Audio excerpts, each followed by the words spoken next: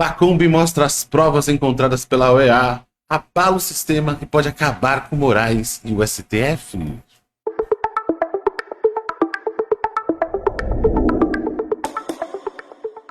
O jornalista Luiz Ernesto Lacombe lançou mais uma bomba, revelando como a velha mídia brasileira foi manipulada por um consórcio que tentou enganar descaradamente a comissão da OEA em sua visita ao Brasil. No entanto, as provas apresentadas se mostraram muito mais contundentes do que as narrativas fabricadas. Direto dos Estados Unidos, Lacombe expõe como essas evidências podem representar o fim para Alexandre de Moraes e o STF. Não perca essa revelação explosiva. Assista ao vídeo até o final. Antes de prosseguir, peço gentilmente que dedique um momento para deixar seu like, inscrever-se em nosso canal e ativar o sininho para receber nossas atualizações. Seu comentário é fundamental, pois contribui para que mais patriotas tenham acesso a essas informações relevantes. Agradeço antecipadamente pelo seu engajamento. As redes sociais não param de falar da visita ao Brasil de uma comitiva da Relatoria Especial para a Liberdade de Expressão da Comissão Interamericana de Direitos Humanos, que é ligada à Organização dos Estados Americanos. Já a nova velha imprensa, que escolhe suas pautas conforme seus interesses, resolveu desprezar o assunto. A Folha de São Paulo, por exemplo, só na quinta-feira publicou uma matéria curta assinada pela Patrícia Campos Melo, para exaltar uma fala do relator enviado pela OEA, o advogado colombiano Pedro Baca. Ele disse que o convite do governo do PT para que a delegação fosse ao Brasil demonstra a ampla força democrática do país e uma abertura à observação internacional e ao diálogo regional. Declaração descabida, reproduzida por uma imprensa que me enche de vergonha e que, praticamente ignorando a investigação sobre graves ataques aos direitos humanos no nosso país, fingiu que Baca não disse também, durante a semana, que os relatos que ouviu das vítimas da tirania que tomou conta do Brasil foram impressionantes. Uma imprensa de verdade deveria ter, no mínimo, criticado e rebatido as mentiras e os absurdos incluídos pelo STF em nota oficial emitida depois do encontro do representante da CIDH com Luiz Roberto Barroso e Alexandre de Moraes. Foi um cafezinho na sede do Supremo que durou 1h30, quando as conversas do relator deveriam ter durado no máximo 10 minutos. O STF acabou admitindo na nota que bloqueou 120 perfis da rede social X e que todos os usuários foram notificados. Isso é falso. A nota também expõe a ideia sem nexo de que perseguição política e censura foram necessárias para salvar a democracia em momentos importantes. Essas práticas continuariam sendo ilegais, mesmo que fossem pontuais, o que nunca foram. A tirania começou a se estabelecer em 2019 e só piorou desde então. Para não ver nada disso, seria preciso fechar bem os olhos, cobri-los com uma venda de pano grosso e escuro e se entregar ao isolamento num porão sem luz no meio do nada. Claro que jornalistas comprometidos com o regime ditatorial não precisam de nada disso. Eles desenvolveram uma capacidade asquerosa de desprezar os fatos, o mundo real. A matéria da repórter Patrícia Campos Melo, da Folha, deu a entender que a censura a vozes conservadoras é uma balela, que há um grupo querendo denunciar o que só ele vê como censura.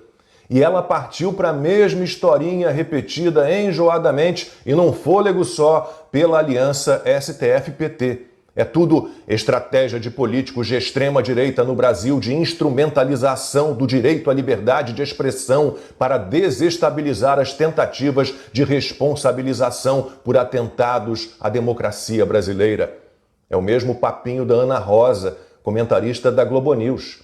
A gente consegue ver que nesse mundo com redes sociais dando voz a todas as pessoas, existe uma parcela da população brasileira que acredita que está ocorrendo algum tipo de exagero mesmo, limitação na fala, inclusive de políticos, pessoas públicas.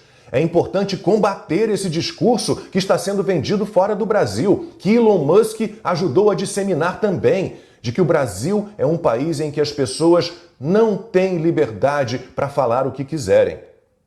A nova, velha imprensa acusa os opositores do regime de propagar o ódio, enquanto ataca furiosamente o presidente americano Donald Trump e Elon Musk. Para o bem do Brasil e do mundo, parece que contra eles vale tudo mesmo. Em sua coluna no Globo, Malu Gaspar tratou como absurda, como ridícula, a afirmação do empresário de que os Estados Unidos, com Joe Biden na presidência, apoiaram a eleição de Lula em 2022. A Veja fez o mesmo. O título da matéria da revista foi: sem provas, Musk diz que Estados Unidos financiaram eleição de Lula contra Bolsonaro. No X, a publicação levou uma bela verificada das notas da comunidade. Toma. A Veja apresenta na manchete uma alegação não verificada como se fosse um fato. Elon Musk é membro do governo americano e tem acesso a documentos sigilosos. Portanto, não é possível afirmar que ele não tem provas. Ora, o empresário está à frente do Departamento de Eficiência Governamental, criado por Trump para reduzir o tamanho da máquina pública. E a imprensa acha que ele não precisa investigar nada para cortar gastos, para economizar recursos dos pagadores de impostos e dar ao dinheiro destinação decente. Elon Musk teve que questionar no X: como o governo vai cortar gastos se não sabe quanto é gasto e em quê? Apoiar jornalistas que já não são mais jornalistas é mais ou menos como permitir que um engenheiro que constrói prédios que desabam e médicos que mutilam ou matam seus pacientes sigam em suas profissões. Não dá. É por loucura, mau caratismo, militância desvairada, interesses financeiros ou sabe-se lá o que mais, que alguém como Guga Chakra, no Globo, assina artigo cujo título é Venezuela Chavista explica Trump. Ele cita dois autores americanos que falam num autoritarismo competitivo, que seria um regime em que os incumbentes abusam do poder para que as regras fiquem contra a oposição. E Guga Chakra e também Reinaldo Azevedo não veem nada parecido com isso no Brasil. No UOL, o autor dos livros O País dos Petralhas, volume 1 e volume 2, faz também um paralelo entre Hugo Chávez e Donald Trump e avança na escala dos absurdos. Reinaldo lamenta que falte um STF nos Estados Unidos. Nossa imprensa está possuída. Se o novo presidente da Câmara, Hugo Mota, declara que o 8 de janeiro não foi uma tentativa de golpe de Estado, Diogo Schelp, no Estadão, escreve que o deputado se prepara para fazer o errado com orgulho, seguindo o exemplo de Trump e Bolsonaro. E o jornal ataca ainda com editorial. Não se transige com o golpismo. Fala de Hugo Mota compõe mosaico de atitudes que se prestam a relativizar a evidente gravidade da insurgência bolsonarista. Se o ministro da Defesa, José Múcio Monteiro, faz, em entrevista ao programa Roda Viva da TV Cultura, mais uma vez a mesma afirmação que o presidente da Câmara, Vera Magalhães e Raquel Landim se revoltam. E Otávio Guedes, na Globo News, afirma que Múcio e Mota não podem fazer papel de polícia, de Ministério Público, de juiz, não podem comentar se algo é crime ou não. Parece até que ele defende que políticos não devem se expressar, mas não é isso. Guedes nunca criticou aqueles que juram que o 8 de janeiro foi uma tentativa de golpe de Estado. Esses podem falar à vontade, não importa o cargo que ocupem. A fábrica de hipocrisia e mentiras da nova velha imprensa trabalha dia e noite, mas esse show de horrores foi produzido em apenas uma semana. Já na última segunda-feira, o Metrópolis rompeu todos os limites do absurdo com matéria na coluna da Mirelle Pinheiro. O título: Saiba quem está na linha de frente da trégua histórica entre PCC e CV. Alguns trechos caóticos sob todos os aspectos da reportagem.